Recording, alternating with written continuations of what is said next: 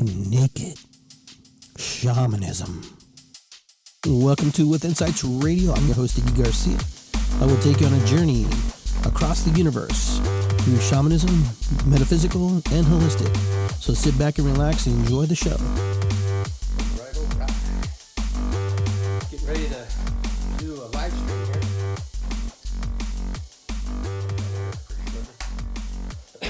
Excuse me today because I'm a little under the weather in my chest, so I apologize for that. So hello everybody, welcome to Iggy Garcia Live, episode 79. I want to welcome you to the show today. My guest today is Hayden Moreau. And how do we say it in French? Moreau. Moreau. We were working on that. It didn't do too well. But yeah, he's going to be with me today, and we're going to kind of hang out. We're going to be sharing some thoughts. We're going to be talking about energy work, about the state of 2019. We're just going to kind of run the gamut a little bit today, and we hope you can stick around and just hang out with us. But like every show, what we're going to do is we're going to light a candle in honoring our ancestors and giving thanks to them. And we're going to burn some sage. And I'm going to ask Hayden if he can play his new drum as we do that. You Sure. can do that for us? I can do that. Sure. Okay, so we're gonna light a candle first. You when you're ready.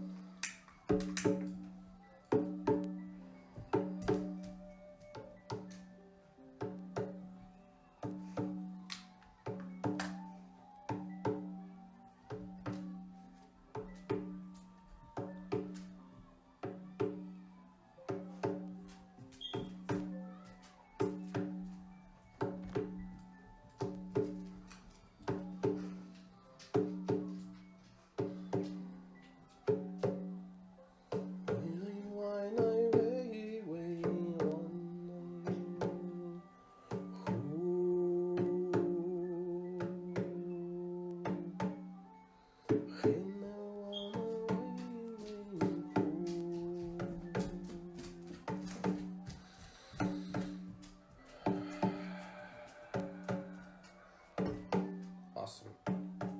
Thank you, Hayden. Thank you. All right. So I hope everybody's doing okay. I know we're coming up to the holidays and things can get a little hectic. Things can get a little crazy. But we just want you to kind of sit back with us, probably for the next hour, 90 minutes, whatever the show takes us. Probably in the next 10 minutes. But either way, we want to say thanks for being here. We're transiting right out of 2019 pretty quickly, pretty fast. Yeah. Would you agree? Oh yeah. There's been a lot of change for a lot of people. The last couple of years have been pretty intense, to say the least. But I know personally for myself, and can only speak for myself, I've had incurred a lot of loss. You know, family members and mom, dad. My mom in 2018, my dad in 2019 in January. It's come up to 1 year anniversary, so it's been kind of interesting year. How about you? Anything? 2019, how was it for you? A lot of transformation, a lot of growth, a lot of rediscovering myself and learning what's true for me. Letting go of some of the things that have been taught to me that aren't necessarily what I identify with. So things that no longer serve me, things that maybe I want to move out of, things I want to define myself in. Like this is a new haircut. That's something I've never done before. And that's something that I did in 2019 to sort of reclaim who I am and to move forward in life in a way that makes sense for me. So who is Hayden Moreau? Who are you? Introduce yourself to the people here who usually tune into the show and they listen. Yeah. And tell them a little bit about who you are and what Sure. you're doing, why you're here. Sure. So I am obviously just a young guy, just a normal dude. I've had some experiences that have sort of led me to Iggy and the shamanistic path and sort of energy work and stuff like that. I've been through a lot of difficult experiences in my life, a lot of struggles with depression, anxiety, things like that, that sort of made me think about why I'm doing things the way I'm doing, how I could be better, how I could maybe progress on my path and learn some things. So I was always drawn to spiritual paths and spiritual growth. So I read a lot of that in high school, and just continued to pursue knowledge and understanding of why we're here and what's the purpose and how do I heal myself.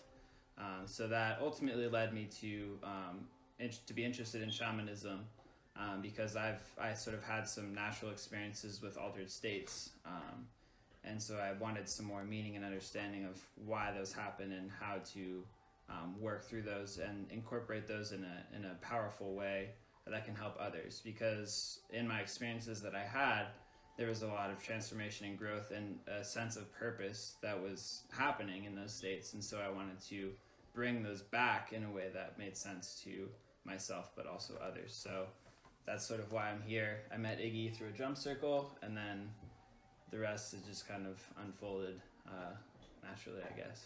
So that's very good. It's fun. He's learning pretty good. He's on the path, and Nice. wherever that path leads him, who knows? We'll see. But it's kind of one of those things. He's in trouble. He met up with me, so he doesn't know what he's in for. As he laughs and giggles with this, a little bit of reservation in the back of his throat there. Anyhow, so we're here today, and we're just kind of talking, kind of hanging out. I kind of wanted to get him on the show because I wanted to give a younger perspective on the work that we both are working and encountering on, and how we're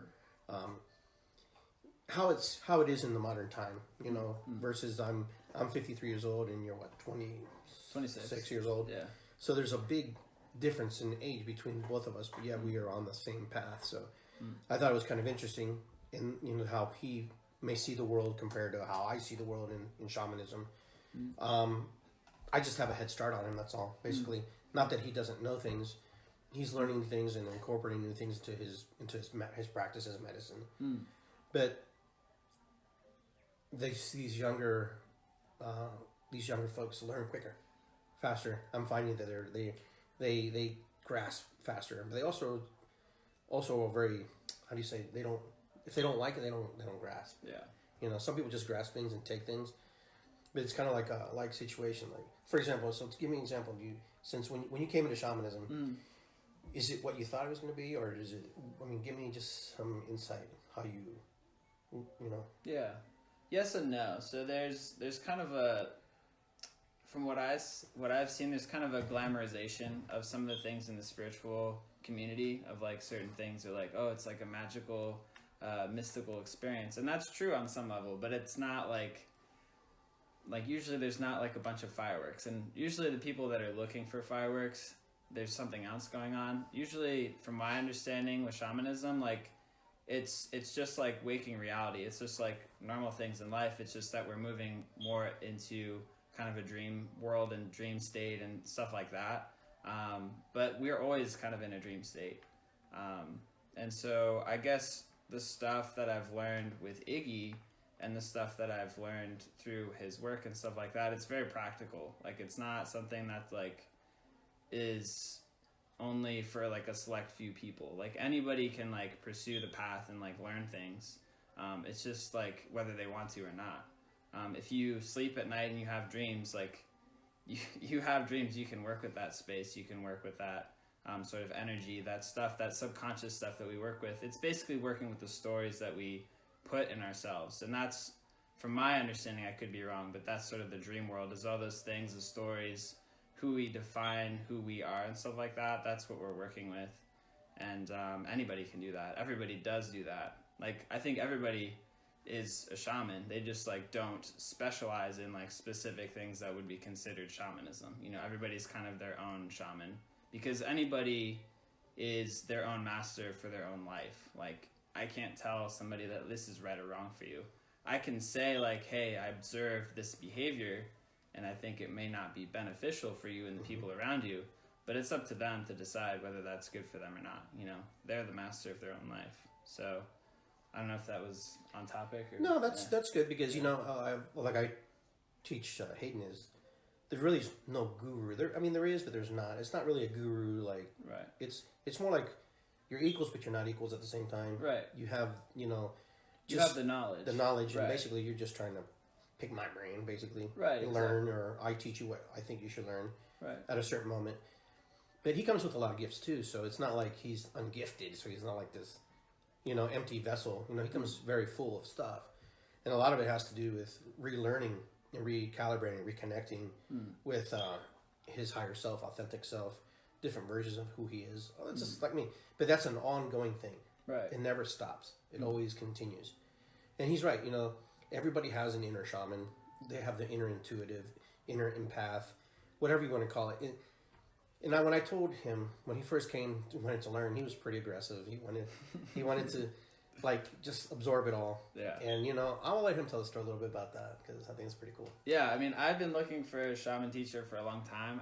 I started being interested in shamanism when I was, maybe 16 or 17, and I'm 26 now. So I had a shaman mentor before, but he was not really, he didn't really know his stuff. He was on his own path. He was more on a path of self-enlightenment. He wasn't really trained to be able to work with other people as much. So he kind of led me down a path that was very ungrounded, and it had some repercussions because of that. So I was kind of wary with who I trusted with teaching and stuff like that, because I had a bad experience with that. And so when I found somebody who legitimately knew things and was grounded and I could tell it was legit, I was like, oh my gosh, this is my opportunity. And when the first time I met him, he's like, yeah, I'll teach you. And I'm like, oh man, all right. So I emailed him and he didn't respond. Then I called him and I was like, all right, let's do this, And so I just kept pestering him until he responded, which wasn't much pestering, but I was like, let's do this. This is the guy. So I was excited. So if I can recall, though, I remember you were reaching out to me, and I wasn't necessarily ignoring you. No, it was more of just seeing if you were serious. Yeah. A serious person. Yeah, because if there wasn't if I didn't keep coming back, that meant that there wasn't really any investment on my part. Yeah, because this is like I told Hayden right off the bat. I was pretty frank with him. This is a life path. This isn't something that you just. One day you get a certificate, you go for a weekend. Hey, look, I'm a shaman practitioner. I can do that. But what's the point of that? Right. If you really want to learn, you really want to be the shaman that's inside of you, the one that's in there, the one that you want to bring out and share with the world and be able to heal the pieces and parts of yourself. Because this journey is about your healing more than it is about anybody else's healing. Their healing is important, but this is about you. This is about how you are going to help heal. Because remember, we're all healers. We all bring things to the table. But at one moment, we are endowed with special gifts from the Spirit. Spirit works through us. We also have our gifts that were given to us. So together, they collaborate. So I wanted him to learn that, patience is a very big thing in shamanism. Being patient and taking your time and learning it and understanding why you're doing something. What was one of the first things I taught you? One of the first things you taught me?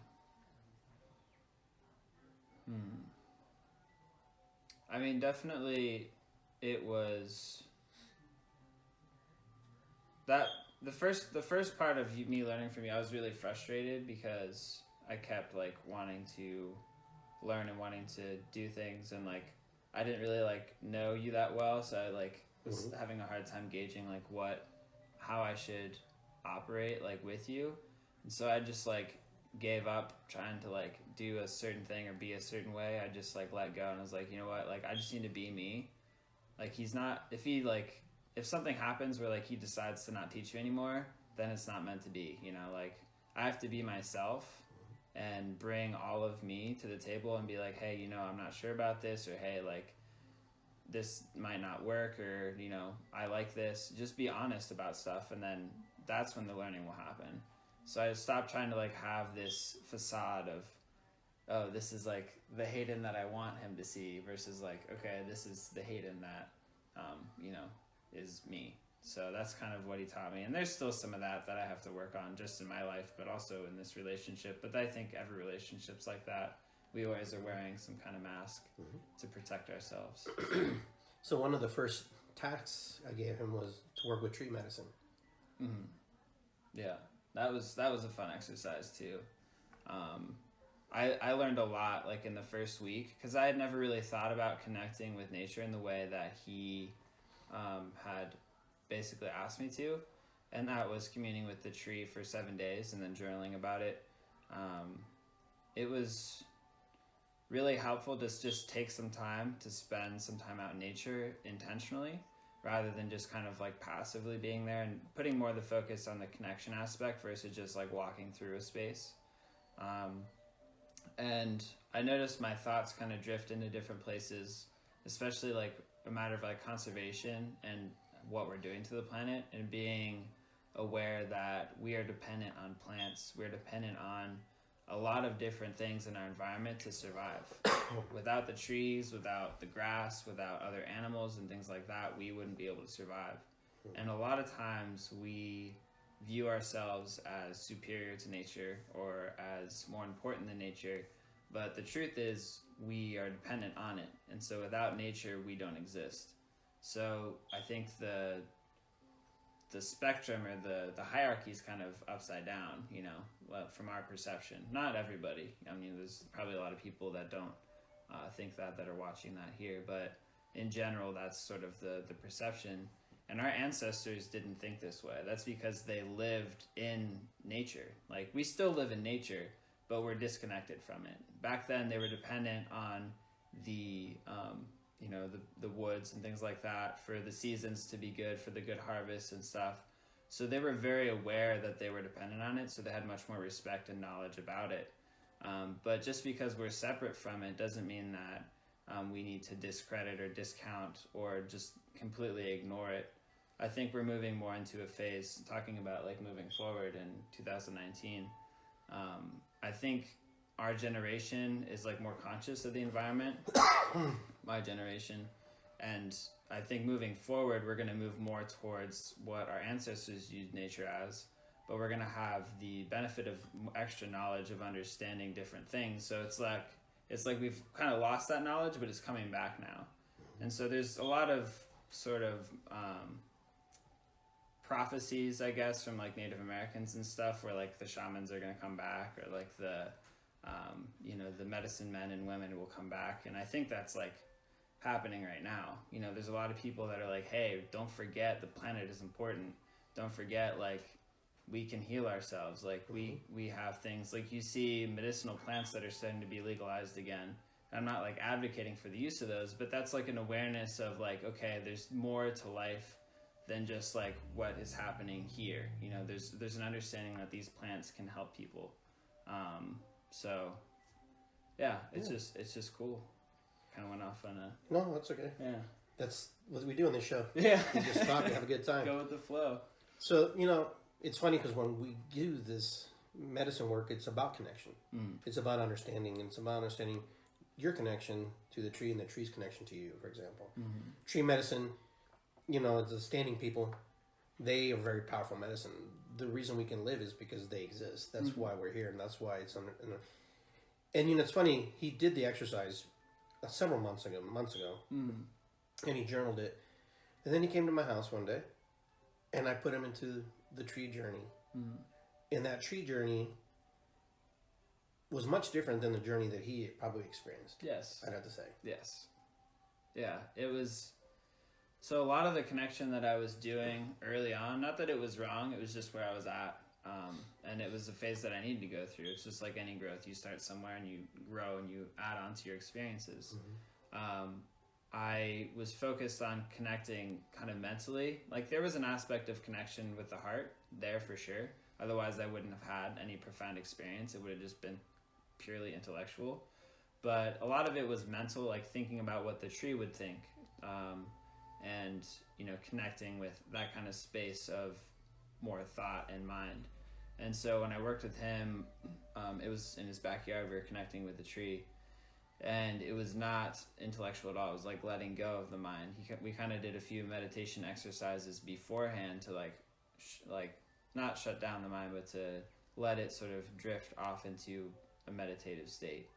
And there was more of a feeling of the tree rather than like understanding, like a mental understanding. It was like actually not being the tree, but as close as I could be to a tree as a human can be, you know, feeling it. I could feel like it was almost like I had many different arms because the branches, but like they weren't arms. Like it was like the strangest feeling ever, because it was like I could have many different arms, but I don't know. It's hard to explain, but I was the tree, and I could feel like my legs were in the ground, which if you saw me, they weren't. I mean, but it felt like they were in the ground, like roots. Did you feel like you were sinking? Yeah. I felt like I was sinking. Your arms were going into the tree. Yeah, the arms were going into the tree, and it was just really quiet, and it just felt like the tree was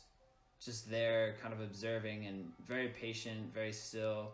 But there was like, I could feel the blood, like the sap moving through the tree too. Like there was a circulation aspect. There was an aliveness to the tree.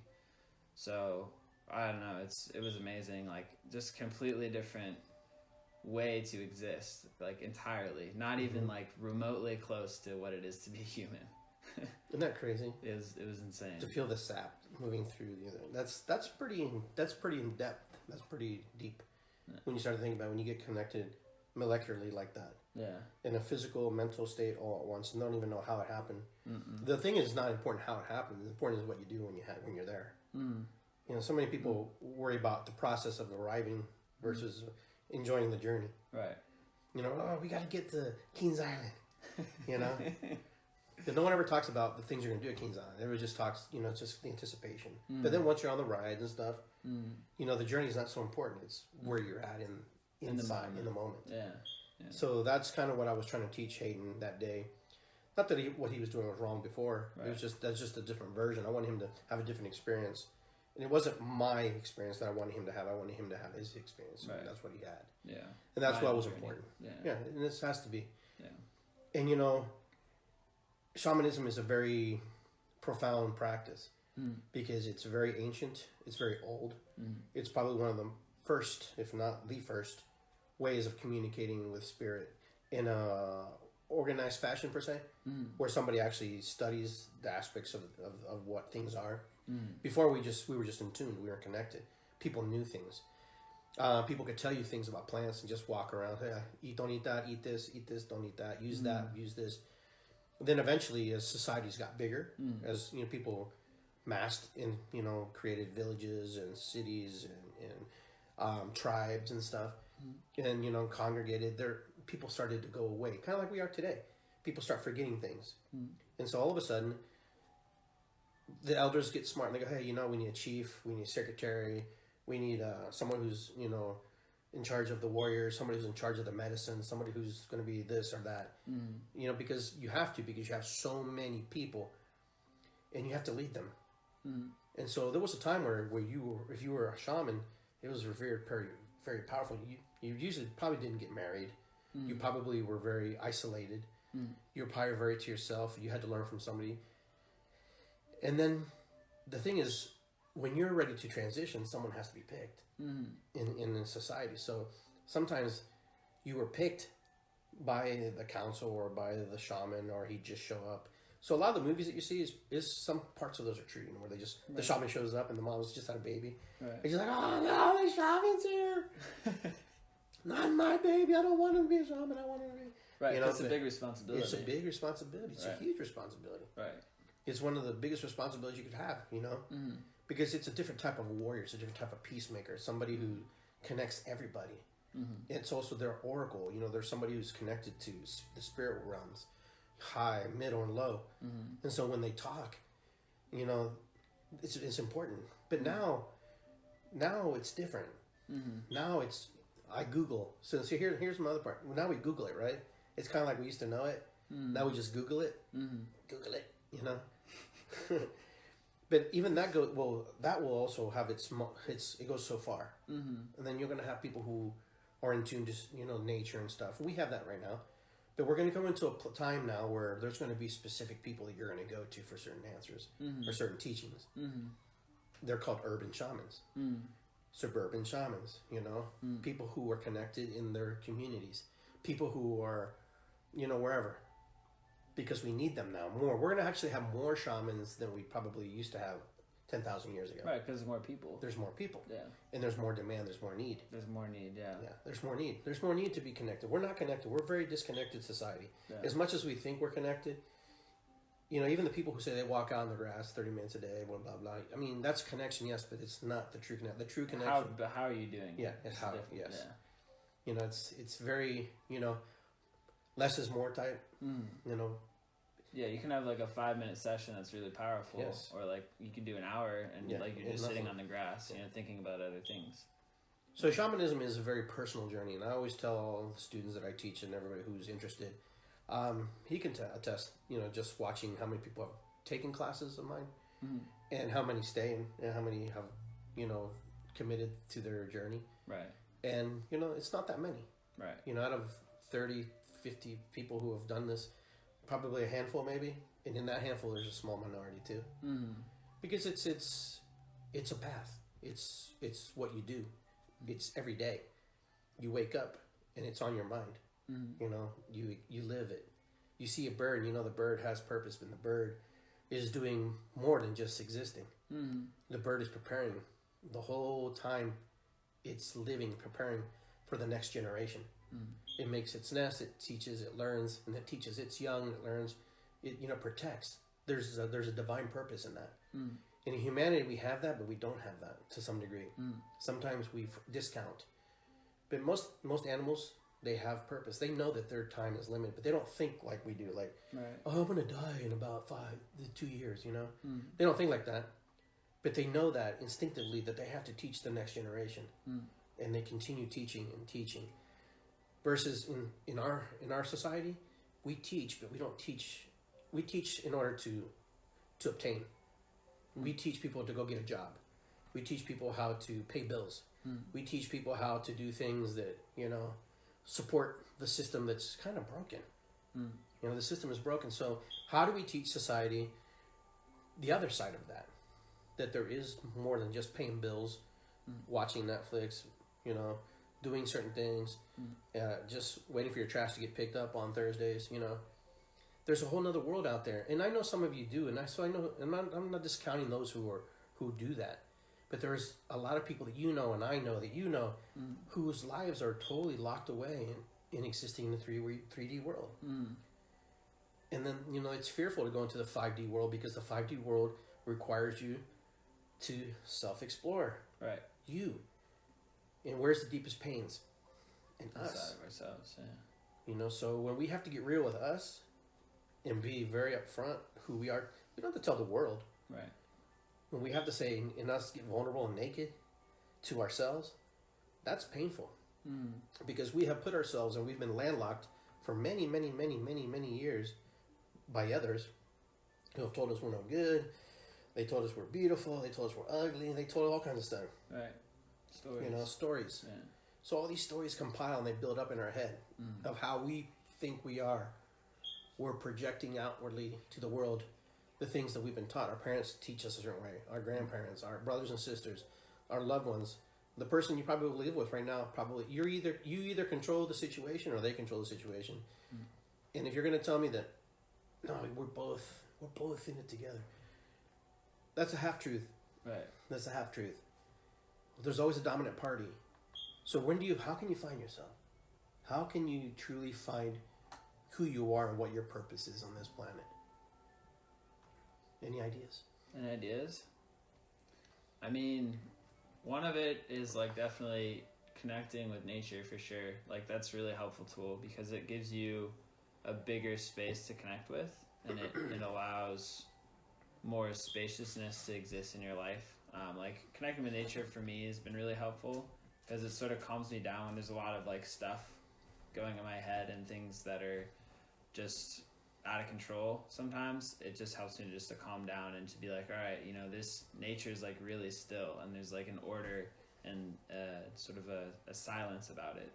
And so I can just sit there, and sometimes my thoughts will still kind of run and my worries and anxieties will still run, but they tend to sort of roll down over time. the longer I stay in nature, the longer I just sit there and just allow myself to be there. And sometimes, when I leave, when I connect with nature and I leave, maybe there's still some anxiety there, but usually almost every single time I've been out there, I feel better. So that gives a little bit of space. And I think once you have that space, then that gives you an opportunity to like reflect on things and be like, hey, this is what happened. This is how I felt. This is, what I could do maybe in the future, or experiment with something different to try to be a little bit different in your life so you can feel a little bit better. Because a lot of times we get locked into these patterns when we're in the heat of the moment and we're in all these different things that we're struggling with. It's really hard to break free from that pattern. Usually you have to have some kind of space, some kind of inward reflection time for yourself, and you have to create that for yourself. It's not just going to magically happen. Some people wait till it's like so bad that they have to. So like they wait till, they get like so depressed that they're suicidal, and I'm not like blaming anybody, but like there's a point in there where they could have reached out for help, and there's a point where they could have been like, hey, I'm not feeling well. Maybe the people around me aren't supporting me, but I can call a suicide hotline and maybe they can help me. There's always a chance to create space and a chance to create a new pattern. And usually, like from my experiences, every time I felt anxiety, every time I felt depression, or some kind of thing that generally isn't viewed as positive, there's some kind of lesson being learned. There's some kind of thing that I'm working on that could be a little bit better. There's something that I'm doing, talking to myself, saying something to myself that isn't helping me move forward. And so it's becoming aware of that pattern, aware of that sort of condition or whatever's going on. And you need to find that by creating space. And one way to do that is by connecting with nature. Another is meditation. That's a pretty broad category. But you have to find what meditation works for you. Some people sitting and watching the breath works. For me, that's kind of difficult. I don't necessarily like doing that every day. I might do a different kind of meditation depending. Some days it works. Some days I just sit there and focus on the breath. But other days, I might just sit there and let my thoughts kind of roll off. It just depends. Awesome. That's, Yeah. Society is a big key role in how people turn out. There's a small minority that moves out of the constructs of society. Yeah. And yet you don't really ever move out of it. No, you can't. It's impossible. You really can't. I mean, you think you are. You think, you're able to, but the biggest thing that I found in the work that I do is that I don't really search for enlightenment per se. Enlightenment happens in moments. So we have an enlightened moment, and boom, in that moment, I'm like, bye-bye, Right. But then I come back. Yeah, it clicks for a second. Yeah, and it's there, Right. because to live in this euphoria of of constant enlightenment is difficult. It's not real. And I try to teach people that, because then what happens is they go into this world where they totally are just all light. Then they can't address the shadows, but then people throw the shadow addressments on them. Right. And then what happens is they're not able to deal with what's been thrown on them. Right. So they're truly not in alignment. Right. It's not an enlightened moment. Right. They just kind of push it away. Yes, they push it away. That's not enlightenment. Right. Okay, so you're not being enlightened in that moment when you're pushing things away. Right. When you're enlightened, you receive and you listen, and then you take it in and you release it. So enlightenment is not this magic place. It's a magic place when you're there. But every moment's magical. Exactly. Okay, every moment's magical if you want to make it magical. Exactly. But so many people work so hard to be in this place that supposedly is out there, but there is no out there. It's all here. It's here and here. Right. That connection, mind-heart connection. Boom, boom, boom, boom, boom. They both have their own consciousness. The heart consciousness, the brain is conscious. Different vibration, yeah. People die of broken hearts.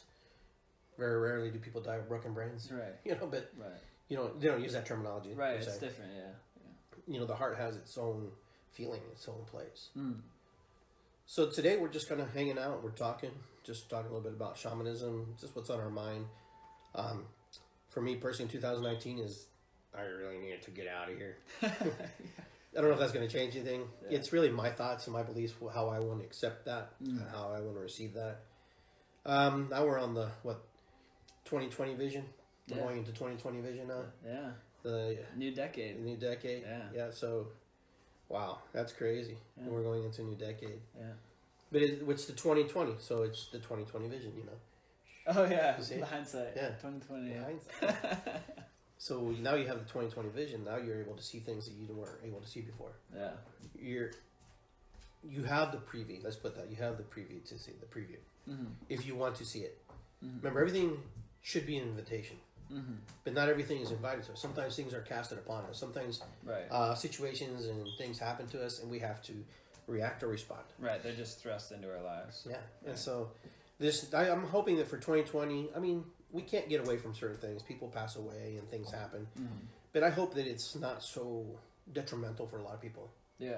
Hopefully they're able to navigate it better. I think 2019 was just a lot of surprises. A lot of tribulation. Yeah, there's just a lot of mixing and stirring in there going on. For sure. On many levels, I think. And I think 2020, and you know, as humans are too, as humans, we also always look for the next involvement, you know, the next year. That puts us in a better, this is going to be better next year. Right.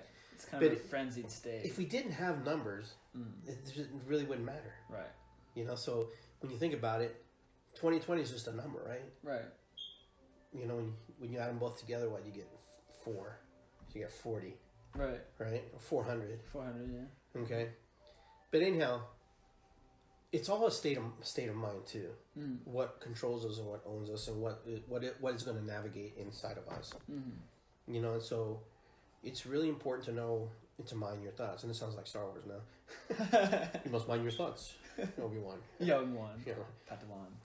But I think that's important that we teach ourselves, and that's the biggest journey is to teaching ourselves, because most people don't know where to start. Mm-hmm. Most people don't know where to begin. Most people don't know how to jump in a certain direction. Mm-hmm. And it took me a while to get where I'm at.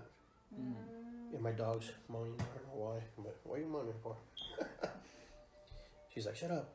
She's like, enough of this show. Yeah. I want to be in it. So, you know, spirituality is everywhere when you look for it. If you really, really look for it, it's everywhere. Yeah. Do you agree? Yeah. I mean, it's like literally existence is like a spiritual experience. Like some people would disagree, but like, I don't know. I was going to sleep the other night, and usually I have a lot of epiphanies like while I'm falling asleep. For some reason, I think it's kind of like the mind lets go and things just kind of, you just realize things. And I think that like there's some people believe that something happens to us after death, like we exist and stuff like that. Some people don't. I personally do believe that like some part of us continues on. Based on how I've viewed the world and how it works here, no atom is like nothing is created or destroyed. It's just recycled and turned into something different. So the experiences and the growth and the knowledge that has happened in this life, in my life, has to go somewhere. I don't know where it goes.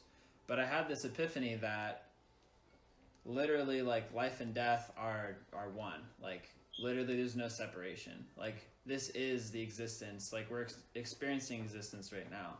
When we die, it'll be a different experience, but that thread of existence still comes through regardless of whether you're living or dying. So like literally you're not going to be much different, I don't think, when you die than when you are right now. And like if you freak out about that, like if you're not in a good place right now, like it's okay. Like you're obviously this what you're experiencing right now doesn't define you, but there's a thread of existence. Like part of you is existing right now that also exists on the other side as well. And so that was just kind of profound for me. I don't know. Yeah, that's pretty deep. Yeah. You know, because yesterday I was sitting here and I was watching a movie. One was called Six Underground or something like that, and then the other one was called The Irishman. It was on Netflix. And you know, and everything's about progression through life. Yeah. These movies, I mean, they were all different, completely different. One was 3.5 hours long. I was like, my God, that's long. I didn't know it was that long. But in the end, there's a scene where Robert De Niro is one of the hitmen. Okay. And then what he ended up, he's the one that ended up killing Jimmy Hoffa. Okay. So the feds are trying to get him he's the last one of all the old guard. And there's nobody left. And so the priest is there with him, and his daughters want nothing to do with him. And then this scene closes like this. He says, Father, the priest was there, Father, could you just leave the door open? And there's a crack in the door, and all you see is him. And so what I gathered from that is his whole life, he had put so much energy to be part of something and to be someone and to be part of, be recognized, that he totally forgot about all the other people that loved him, his children. Right. And then his external want for all these other people. And then when he left the door open, it was more like, is anybody going to come visit me? Or is this it? He felt kind of lonely. Yeah, he was alone. He was very alone. There was nobody left. No one was there to visit him. Right. And it was just like, and I sat there and I'm going, wow, that's a pretty powerful ending. I'm not trying to give away the show, but it was powerful to me because I was thinking, how many of us give away pieces and parts of ourselves to be part of something, to be acknowledged, to be recognized, and yet the people who kind of are in front of us sometimes are right there, and they've been giving it to us the whole time, and we just don't see it. Right. And so when I saw that Robert De Niro's character, and he was like, and when the FBI had mentioned prior to in the show, they go, well, there's nobody left. They're all dead. And you're the only ones left.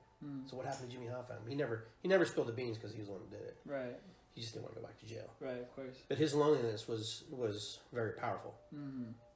He had given all he could give, and then he was forgotten. Yeah. He was just a tool. Yeah. He was just used like corporate. There was the mafia, but the corporations use you.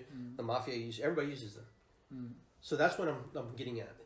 It's like another gear in the machine. You're just another gear. You're another cog. And then that was pretty interesting to me because it was like, wow, that was pretty deep. Yeah. Yeah. Yeah, and that would be, There's probably a lot of people that, they get to their 40s and stuff and they realize that. Yeah, but this guy was like, 80 maybe? Yeah. And he was like, by himself. Yeah. Nobody except for the priest that comes and prays with him. Right. But I thought it was kind of interesting. And the other movie was kind of about a guy who was a billionaire. And he actually created a team to go hunt down bad people. Like this person who was in a country who was a dictator. That the brother was in prison. The same kind of similar story. They made themselves disappear. They created their own deaths in order so no one can trace them. Right. They were just trying to do right for the world. Right. Where other people weren't able to, or where governments weren't willing to do. Yeah. Where you take your own power into your own hand. Yeah. Which is a very slippery slope too, because with that much power, what is the correct way? Are you able? Right. Should you do that? Right. And that's why I find a lot of interest in movies, and I know some of my friends give me a hard time because I always use movie analogies. But I use movie analogies because art imitates nature, nature imitates art. It's kind of that. It's coming from somewhere. Yes. Right. And somebody's mind is thinking this out and thinking it through. You have to really think this stuff out through. Yeah, it's someone's story. Yeah. Yeah. And so I find it very fascinating. Kind of like we're going to go see Star Wars, right? Right. Sometime. I'm not sure when we're going to see Star Wars. It's kind of that story too. There's a lot of thinking and processing to make things appear a certain way. Yeah. We have, these are real things. See, people think movies aren't real. Movies are real.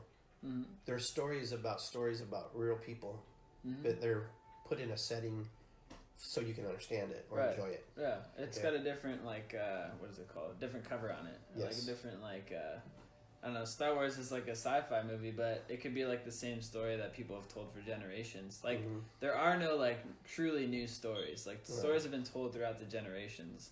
And I've listened to Joseph Campbell a little bit. He studied mythology, and he studied a lot of indigenous cultures and stuff. And he emphasized the importance of what kinds of stories were told and why stories are important, because stories really define, it gives a reference point for what to do, what the main characters do, what kind of decisions they have to make, what kind of struggles they have to go through, and it can really define what communities do, and it still does. If you look at religion, that is a story that's being told, and it defines a lot of what people do in their lives, and that's not good or bad. I'm not judging anybody.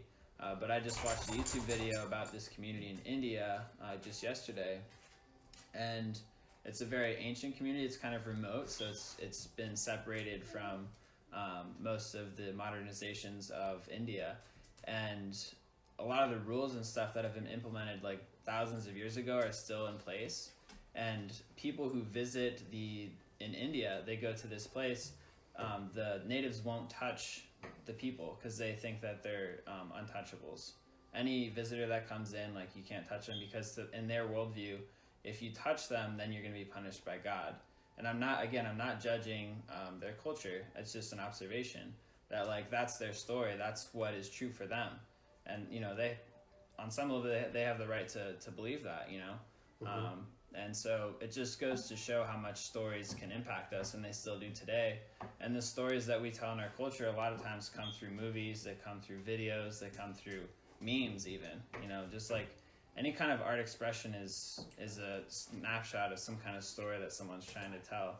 And that's what we crave. We crave stories. We crave to know the process, the growth, the challenges, and that's what people share. And that's what movies are. It's kind of like cargo beliefs, you know, cargo religions. You've heard of that? No. Where during World War II, often down the islands, down in their Philippines and all those areas, down in that not Pacific Rim, I want to go down just in that area right off of Japan. There's little islands that are remote islands, and so basically what happened was during World War II, the planes would fly over, and these people had never seen planes before, and they would drop cargo, you know, things that you ever heard of that cargo religions? Yeah. So basically, these people would create these effigies of planes and stuff, and waiting for the gods. They were gods. So basically, they would wait, you know, create these runways and stuff, and they never show up. But kind of like our god. but you know, it's kind of funny. I just think it's how stories get passed. Yeah. You know. It kind of goes along with what you're saying, where they're untouchables, but and I find that pretty interesting that people can create a whole belief system just on something that's very normal to you and me. Right. Oh, it's just a plane, just a cargo box, you know. Right. But I mean, but think about how much that's happened even during when the conquests here in the Americas. You know, nobody knew what a ship looked like because they'd never seen a ship before, so they didn't have a point of reference what it would look like until someone pointed it out to them. They would actually literally say, they said that this is what I was talking. They would actually look out to the sea and they couldn't see it. Right. Because it wasn't in there. Right. Yeah. Yeah. Until someone said, "Oh, it's right there." Yeah, I've heard that too. You heard that? Okay. Yeah. Both in North and South America. Yeah. Because they just didn't know. It was the shamans that I was told that could see it because they were more perceptive of different changes. I think the shaman, the story was that I heard is he saw ripples in the water. And he's like, why are there ripples in the water? And then he figured out that there was an object in the water that he could see. And he was like, oh, wow, like that's what's creating that ripple effect. So he had to, you know, do deduction to figure it out. UFOs, baby. Now we're into UFOs. You see how that works? So do they exist? Because think about it. If we don't have the eyes to see something, we don't know what a point of reference is. We can't see it. We're looking for something that looks a certain way. You know, we're looking for a oblong shape or whatever. Maybe UFOs don't work like that. Maybe they're they're these wormholes that appear and people just step through them. Right. You know, the ripples, like you said. Right. You know, like the ripples. Right. How many times have you seen ripples? You know, how many times have you noticed something that was a little off but you weren't sure? Right. You just kind of discredit it. Just like, discredit oh, whatever. Yeah. Yeah. No big I'm deal. sure that happens all the time. Yeah, I'm sure. I'm pretty sure. Yeah. So that was our UFO segment. But yeah, and then when we talk about go back to shamanism, you know, Bigfoot is a good example. Now we're in crypto mode here. But anyhow, they believe that the Bigfoot is like a medicine man, a medicine woman. Okay. That they're the shamans of the woods. I don't know if you ever heard that or not. No, I haven't. Yeah, here in Southeast Ohio, they talk about that a lot. Oh yeah. How Bigfoot is actually a medicine person. They're medicine people. And so they have the same gifts, kind of like the old shamans. They can appear and disappear. Okay. So you can't see them, but actually sometimes they're in plain sight. Yeah. But the only reason you can't see them is because you don't have the eyes. Because they camouflage. They can hide. They can mix in, blend in. Right. They can be standing right next to you. Right. Kind of like the predator when he puts on this camouflage. Yeah. You're just right there anyway. Just walks away. Right. He's just you just can't see him. Yeah. See, these are gifts. These are things that people used to know how to do. These are things we just totally forgotten. You know, so never discount Mother Nature. She's very gifted mother. Very gifted. But yeah, we're just kind of hanging out. We're talking. We're having a good time. I invited Hayden on my show because I wanted to kind of introduce him because we're gonna be doing shows together. We're gonna actually do just kind of like we're going to be readings and stuff probably. Yeah. In the future. Sure. Yeah. We're I brought cards today. But he's got cards, so if you guys want a reading, just raise your hand or he'll pull a card here or something. You want to get a card and pull one out? Sure, for the group here. Sure. So hopefully you're enjoying our show. I just wanted to touch a little bit about shamanism and just kind of things on our mind. Get ready for 2020 vision coming into 2020, which is actually pretty powerful. We got some cool numbers that come up, with the 2000. So he's shuffling his cards here. What card are you using? I'm using the Angels and Ancestors deck. This is the deck that I've used for the longest time. I'm the most comfortable with it. So I use it for life spreads. I've done past life spreads with them too. It just kind of gives a good picture where people are at. I'm only going to draw one card today, but this is, if I want to get a snapshot of where I am in my life, this is the deck I use. Well, he's going to draw two cards because he's going to draw one for me. You didn't know that. But draw one for everybody. Draw one. Okay.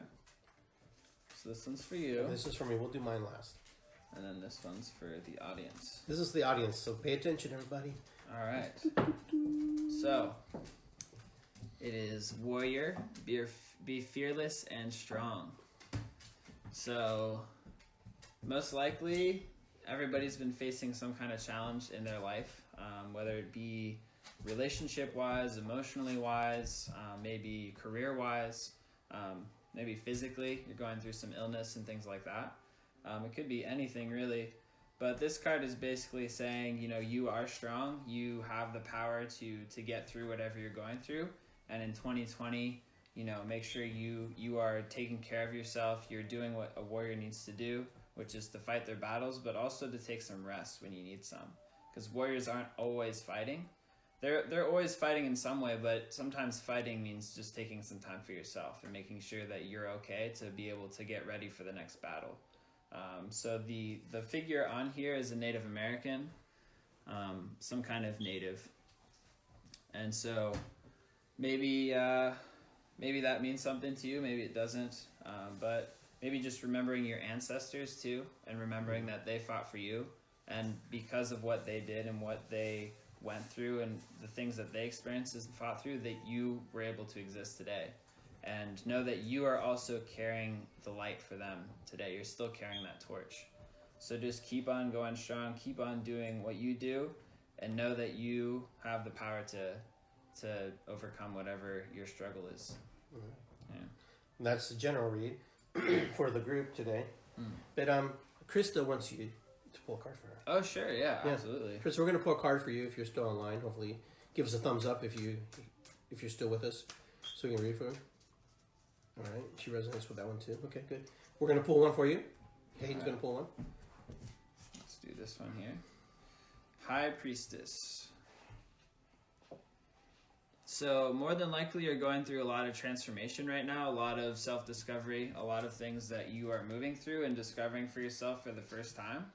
And this is telling you to embrace that power, embrace that part of yourself that is coming out, that new light, that new magic in your life, and to sort of explore it and to grow within that and spread your wings in some ways. Allow that current to come underneath you.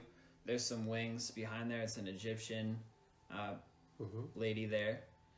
And just allow yourself to be supported and to be guided. But also especially to really look into yourself and to know that you have a lot of answers that you're looking for, and to trust that you can find them on your own. But, seek help from other people, but know that you know more than what you give yourself credit for. So that's sort of what I'm getting from awesome. That card. All right, there you go, Krista. Hopefully that was a good read for you. Just let us know. A thumbs up, a little heart or something. Or write something there in the comments if you resonate with that. All right. Here's my card. Your card. Yeah, let's see what we got. Traveler. Ooh, moving Traveler. in a new direction. Oh, look at that card. So Iggy has been going through. Yeah, you can take a look.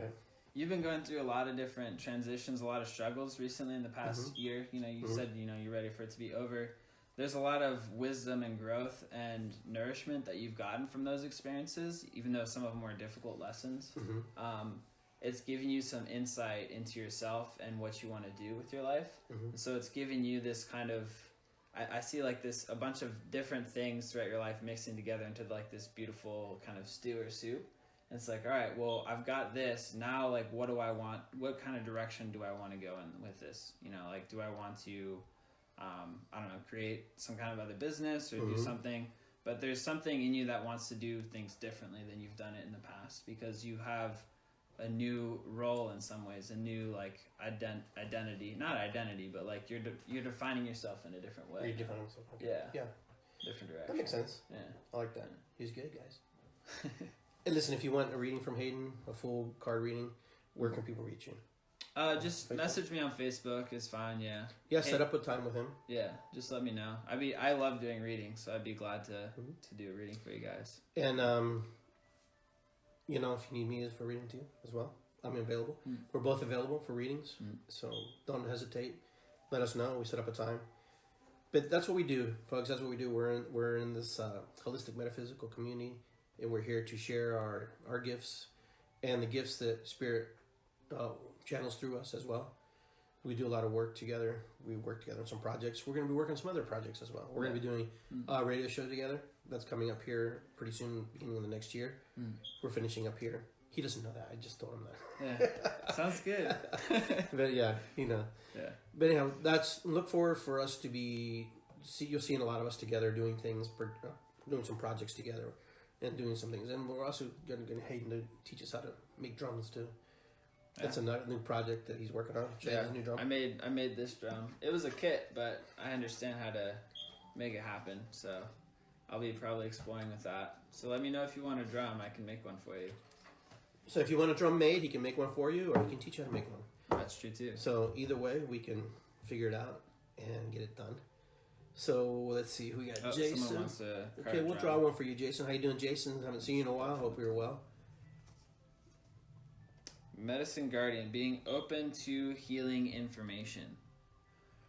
So the sense I'm getting is you're going through something difficult emotionally, possibly. I'm not getting a feeling of something physical. There may be some physical things along with that, because emotions and physical are kind of connected.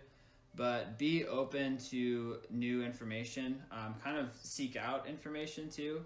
Sometimes help is like pretty close by, closer than you think. And so maybe ask somebody that if they come up in your head, you know, if it just kind of shows up, like maybe pursue that. The worst thing that happens is you're not going to get the information that you were looking for. But know that you have the ability to find what you need to heal yourself, whether it be emotionally or physically or whatever you're struggling with. That's something that you can do. So just believe in yourself and know that the answers are there if you want them. Very good. I hope that helps you out, Jason, a little bit. And so, you know, we cover a lot of topics today, guys, and we really thank you for being with us and taking time out of your afternoon and getting to hear and listen and learn and be part of what we do. If you want more information about what we do, you can go to withinsightsradio.com or iggygarcia.com. Those are the places where you can actually find information about myself and Hayden. Yeah, I also have a YouTube channel too. It's called, please. Yeah, it's called Informal Inquiry. It's like informal and then inquiry, like the inquiries that are going on with the president, but it's not about that. But yeah, check that out if you want to learn more about me. I talk about some of the struggles that I've been through and some of the experiences that sort of led me to where I am today. So it's a pretty good series, so check it out. It's a day in life of Hayden. Moreau. He speaks Spanish, not French. I'm struggling, guys. Struggling. But anyhow, thanks, guys, for tuning in. I think we left you some good tidbits. So I want to give you some heads up where we're going to be. He's going to be doing a solstice celebration in your own. Yeah, my house. His house. Yeah. I'm going to be doing 2 solstice celebrations, one at the Reiki Center, and one will be at the Methodist Church. It's on 16th Avenue, I believe. So you can find all those things online on my event pages on Facebook. So other than that, I want to wish everybody a beautiful, beautiful day. I want everybody to have a good rest of the week. And I want you to enjoy the holidays the best you can.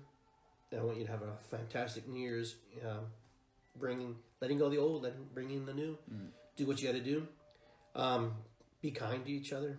Love one another and do the best you can when those people who trigger you. You know, sometimes there's there for a reason. Yeah. Don't take it personal. Everybody's struggling. Everybody's going through their things.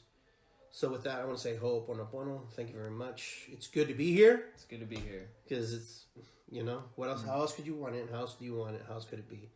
All right, so be well. And I'll see you at the drum circles at the Reiki Center also at 8 o'clock on Saturday. All right, guys. Be well. Take care.